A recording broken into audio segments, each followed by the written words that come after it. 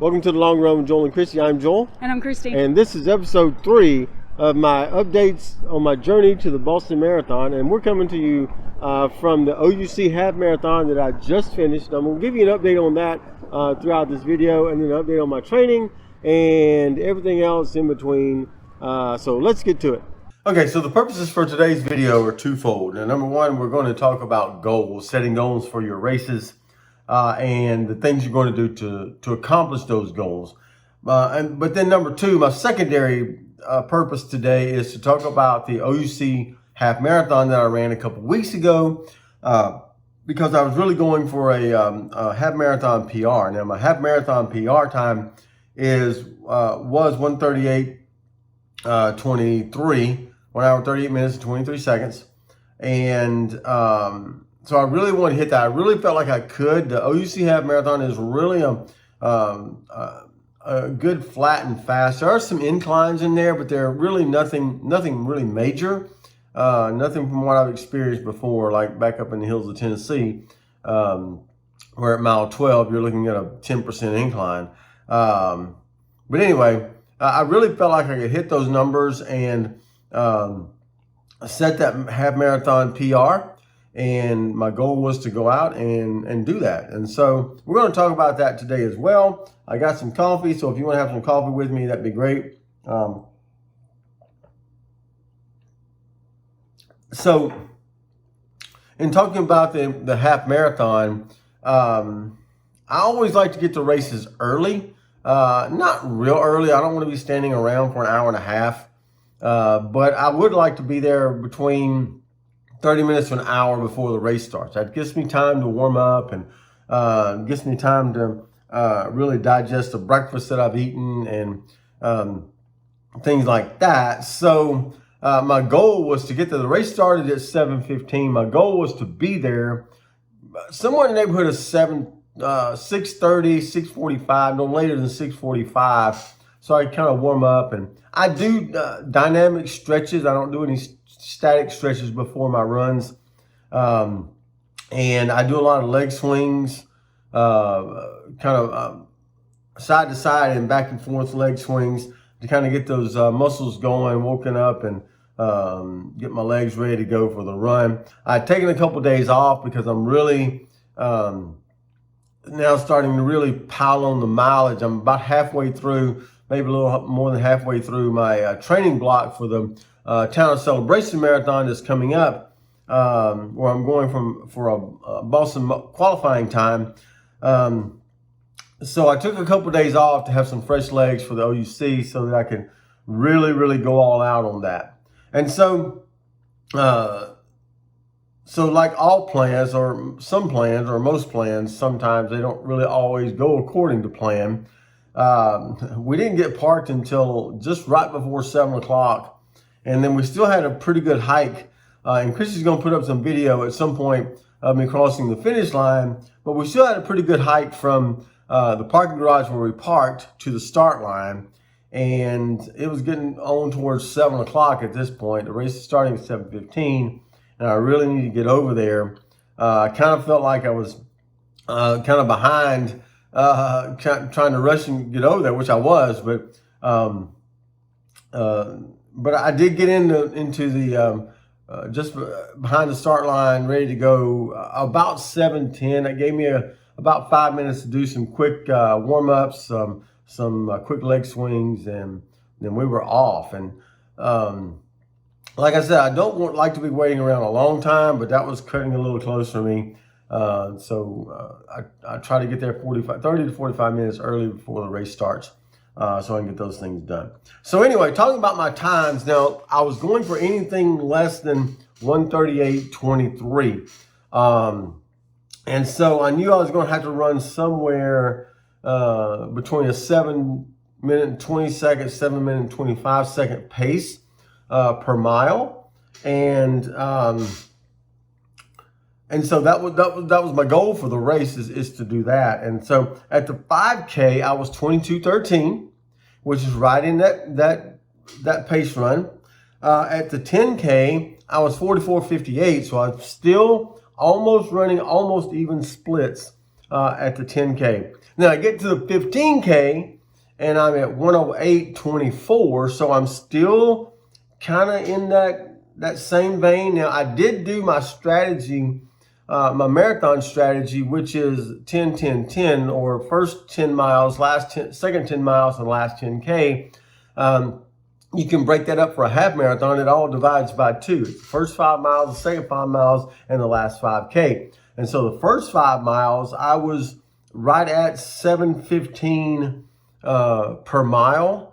And so the second 5 miles, I purposely slowed down a little bit to kind of rest my legs during that second part of the run.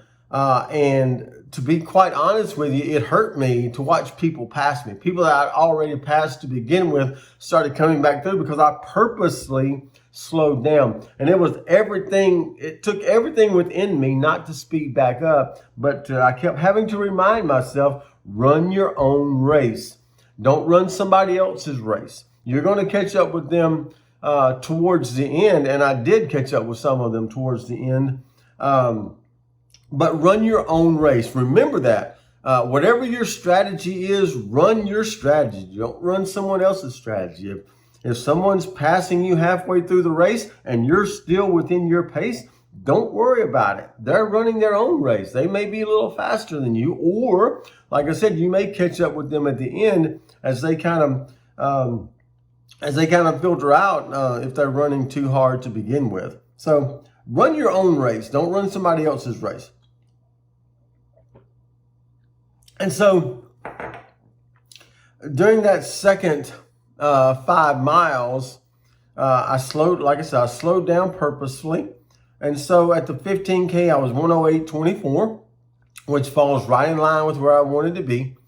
And so when I got to the last 5K, I really wanted to kick it up a notch. And I set a particular playlist for this run, which was it was a playlist on my Spotify called 7 minutes 18 seconds, which is what I wanted to run that last 5K. I knew if I could run the last 5K in 7:18 per mile, then there was no way I wasn't going to PR.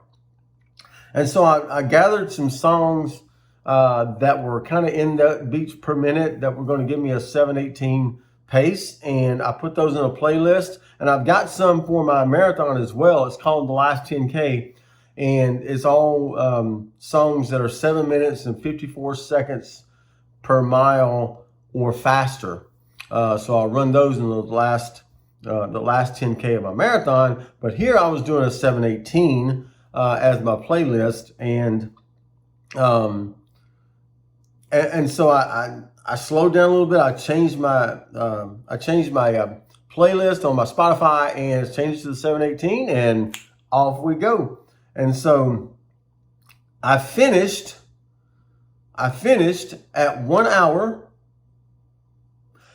36 minutes, and 35 seconds. So 35 seconds. So at 25 seconds. Always a good time right here at your OUC Half Marathon. These amazing runners. We got Karina coming in this morning. Joelle, Michael, yes, Chris. That was my chip time was 1 hour, 36 minutes, and 25 seconds. So I beat my previous PR by 1 minute and 58 seconds. And for me, that's a pretty substantial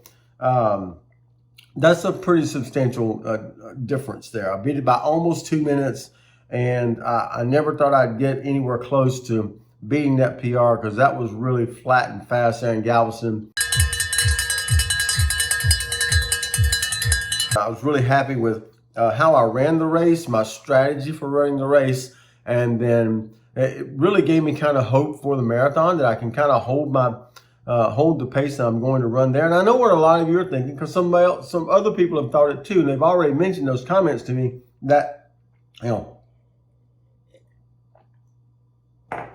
hey, you ran your half marathon in 1 hour and 36 minutes. You should be able to run a full marathon in 3 hours and 12 minutes, right? Because you just double the time, correct? Well, theoretically, yes. However, the distance, once you finish the half marathon, or half of a marathon, then you got a whole nother half to go. And the toll it takes on your body over those last 13.1 miles is excruciating. And if you haven't really trained for that, then what you're going to find is, hey, I've run a half marathon, but not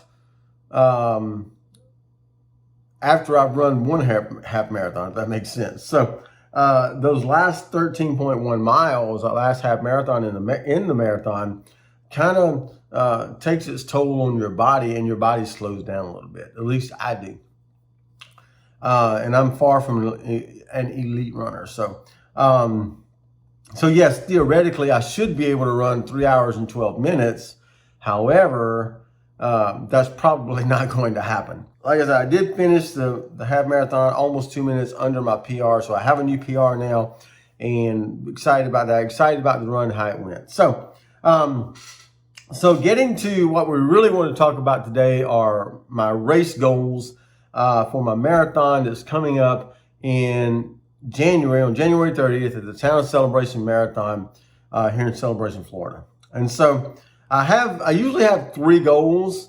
The fourth one is just kind of a ghost goal that goes along with any race that I do. But my main 3 goals, number 1 is to set a Boston qualifying time. Now, for my age group, that's anything under 3 hours and 35 minutes. Okay. However, with Boston, a Boston qualifying time doesn't mean doesn't guarantee a Boston qualifying entry. So I could run 3 hours and 34 minutes, and yes, I would make a Boston qualifying time, but I probably wouldn't get entry because they start with the faster runners in each age group. So, like for 2 years ago, to really get in to run a Boston qualifying and secure an entry into the Boston Marathon, you had to be somewhere between 4 to 5 minutes faster than your qualifying time. So I'd originally set a goal for 3 hours and 30 minutes. That would get me 5 minutes under my qualifying time, which would put me up closer to the faster runners in my age group. But then I read somewhere that the qualifying times, the cutoff time for my age group was about 8 minutes faster than qualifying time. So I needed to be somewhere around 3 hours and 27 minutes. Now, I've never run that before in any marathon, and we'll get to that in just a minute. But I want to run a Boston, not only qualifying time, but to secure an entry. And so once I finish the race and I know what my time is, I won't know for sure that I've gained entry until next year when they start the selection process for the marathon, Boston Marathon, in I think it's September. Anyway, I won't really know until that time. So my first goal is for a Boston qualifying time. My second goal is to run a PR, personal record or personal best. And my personal record for my marathon time, I ran in Houston in 2018, which was 3 hours and 33 minutes. Really felt strong that day. I kind of tuckered out at the end, but I really feel like that was a really good time for me. And I'm going to be shooting for that coming up in Celebration. Celebration is a really flat. Let me try that again. Celebration is a really flat and fast course, and I should be able to hopefully hold that pace that I need, that 7 minutes 54 second per mile pace average that I'm going to need to hit 3 hours and 27 minutes. And so that's kind of where I am. I want to hit that. The second goal is to hit my PR. My third goal is to finish under 3 hours and 40 minutes. Now, that's kind of a personal goal for me. I don't know why I set such an arbitrary goal, mainly because I guess I've already run 2 marathons under 3:40, and that's kind of the standard that I kind of set for myself, is I want to be under 3 hours and 40 minutes Don't know why that's the goal, but that's the third goal, is to be under 3 hours and 40 minutes. And then the fourth goal, which I always set for myself, is kind of, like I said, it's kind of a ghost goal because it's just always there. I don't really talk about it a lot, but my fourth goal is to always finish. I've never not finished a race. I did a marathon in Utah back a few years ago, which I thought was going to be a good, it was all downhill.